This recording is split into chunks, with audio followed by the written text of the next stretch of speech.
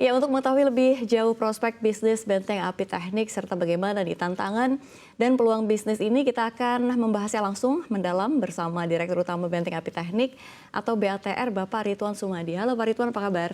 Selamat siang. Siang. Baik, Mbak Safira. Terima kasih sudah meluangkan waktunya di studio CNBC Indonesia. Terima kasih juga sudah diberi kesempatan hadir di CNBC. Ya, sudah jauh-jauh datang dari Surabaya ya Pak ya? Iya, betul. Baik, kita udah sedikit lebih tahu nih latar belakang dari BATR. Tapi saya mau tahu langsung dari Pak Ridwan begitu ya. Ini sebenarnya kan rencana 10 Juni begitu ya untuk melantai di Bursa Efek Indonesia. Ini kalau misalnya kita boleh tahu, apa alasannya sebenarnya BATR ini melepas sahamnya ke publik?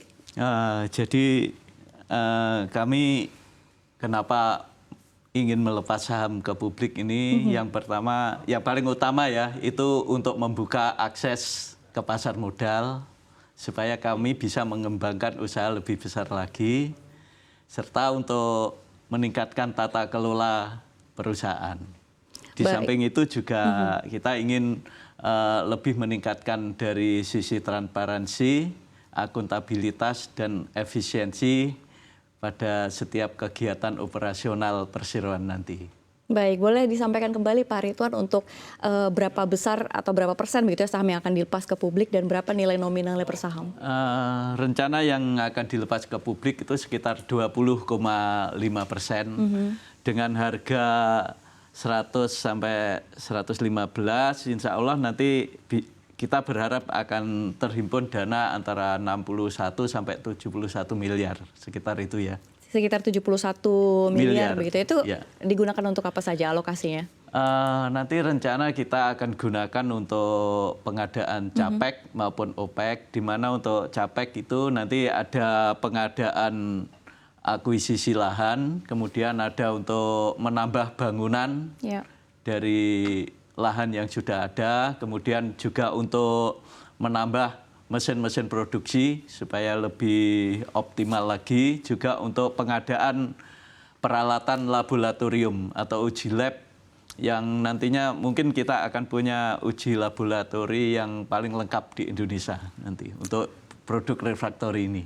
Baik, Pak Ridwan, yang selanjutnya untuk operasional expenditure atau OPEK, kami akan gunakan untuk pengadaan bahan baku dan juga untuk pengadaan barang jadi beberapanya gitu.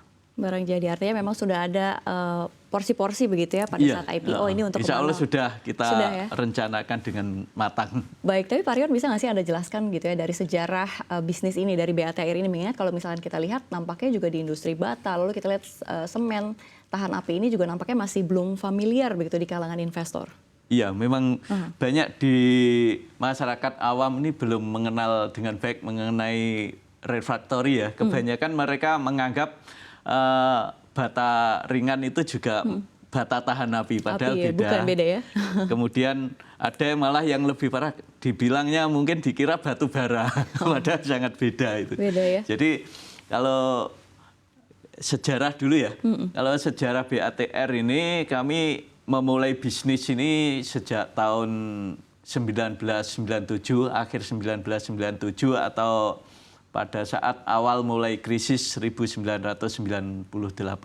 Jadi waktu itu saya bersama Pak Sugeng melihat peluang yang sangat besar di bidang bisnis refraktori ini. Kemudian karena kami punya kerjasama sebelumnya pada beberapa proyek, kebetulan saya waktu itu sebagai pengawas juga merangkap translator bahasa Jepang dan Pak Sugeng sebagai project manager di proyek-proyek tersebut. Kemudian setelah singkat cerita, setelah melalui perjalanan panjang kita menemukan kecocokan untuk bersinergi. Kemudian mulai tahun akhir 1997 tersebut mulai merintis berdirinya waktu itu CV Benteng Api Teknik. Masih CV yang kemudian pada tahun 2004 bertransformasi menjadi PT Benteng Api Teknik karena kita ingin skalanya lebih besar lagi gitu. Baik Pak, tapi kalau misalkan kita masih penasaran nih, kenapa fokusnya ke semen tahan api? Memang ada penggunanya atau ada marketnya begitu Pak? Pada tahun 98 tersebut kan material refraktori dan teknisi atau ahli yang di bidang ini kan masih sedikit. Bisa dikatakan niche market nggak sih Pak? Maksudnya pasar khusus nggak sih Pak? Iya, memang pasar khusus. Jadi refraktori ini kan beda dengan tadi yang saya sampaikan bata ringan apa itu. Jadi kalau kita bicara mengenai material tahan api itu sebetulnya ada yang namanya fireproofing dan refraktori. Kalau fireproofing itu tahan api tapi hanya mempunyai kemampuan menahan api sampai waktu tertentu. Biasanya sampai 4 jam, maksimal 6 jam. Tapi kalau refraktori itu material tahan api yang dia mampu menahan api dan suhu yang tinggi secara terus-menerus dalam waktu yang sangat lama, bisa sebulan, setahun, bahkan sampai 5 tahun, tanpa mengalami perubahan bentuk. Jadi walaupun dipanasi bertahun-tahun, bentuknya tetap nggak berubah, dimensi maupun sifatnya. Baik.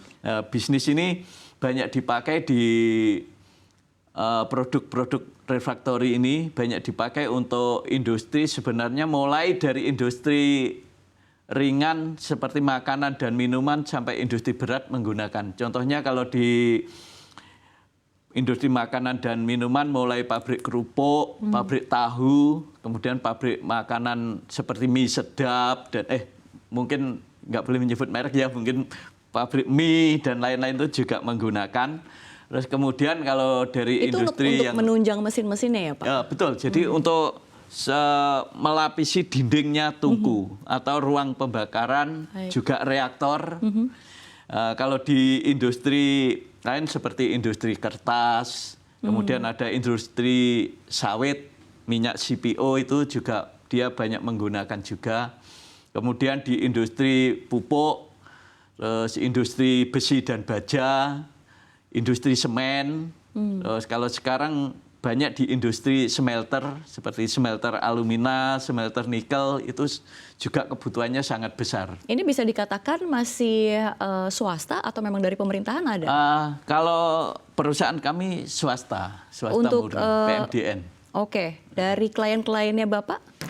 Klien kami banyak Masuk di swasta atau pemerintahan juga swasta masuk? maupun BUMN. BUMN ada ya? BUMN mulai dari seperti Krakatau Steel, kemudian Antam, Vale, kemudian Pupuk Indonesia Group, Semen Indonesia, ada grupnya PLN, ada Indonesia Power, PJB, dan lain-lain. Jadi di industri pembangkit itu kita juga banyak sekali. Dan kalau misalkan kita bicara ini, kalau misalkan Anda tadi rentetin satu persatu begitu banyak sekali begitu Iya, yang betul. menggunakan ini. Ya, sebenarnya hampir semua industri Hampir yang semua. dia dalam proses produksinya itu menggunakan panas dan energi itu pasti butuh material tahan api ini. Karena dia punya tungku pembakaran, punya reaktor, punya boiler, itu pasti membutuhkan ini. Kalau tadi kita dengarkan bersama-sama pemirsa, ini kan kalau Pak Ridwan bilang banyak sekali marketnya mulai dari swasta, BUMN juga ada, dan juga di perusahaan-perusahaan tambang. Ada kompetitor nggak sih Pak? Ada tapi nggak banyak. Jadi di Indonesia ini yang produsen hanya sekitar 5 kalau nggak salah. 5 perusahaan yang produsen di bidang refraktori ini. Bapak termasuk salah satunya tadi BATR ya? Betul. Tapi untuk kalau misalkan kita lihat begitu ya, untuk skala nasional begitu, skala Indonesia ini permintaannya seperti apa sih Pak? Atau proyeksi ke depannya begitu ini untuk masih bisnis cukup tinggi ya. Karena kalau sekarang ini berdasarkan berbagai data dari researcher maupun dari Kementerian Perindustrian sendiri, total produsen refraktori di Indonesia ini saat ini hanya masih mampu supply sekitar 26% dari total kebutuhan refraktori di Indonesia. Belum di global ya, ini di Indonesia aja, kita bicara di Indonesia.